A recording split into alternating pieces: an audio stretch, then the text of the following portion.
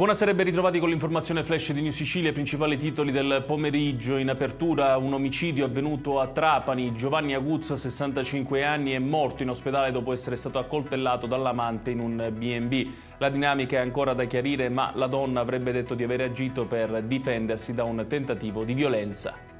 È stato dichiarato lo stato di crisi regionale nel comune di Catania in seguito all'esplosione di una palazzina a San Giovanni Calermo avvenuta lo scorso 21 gennaio per una fuga di gas.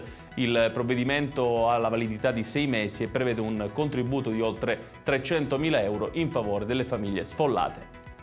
La Giunta regionale siciliana ha approvato le linee guida per l'assegnazione delle nuove concessioni demaniali marittime a uso turistico, ricreativo e sportivo. Il provvedimento, proposto dall'assessore Savarino, fornisce ai comuni costieri un quadro normativo chiaro per predisporre i bandi di assegnazione delle aree libere già entro l'estate. Sequestrata mezza tonnellata di cetrioli di mare in un blitz nella riserva delle saline di Trapani e Paceco. Si tratta di una specie la cui cattura è vietata, pertanto 5 pescatori abusivi sono stati denunciati.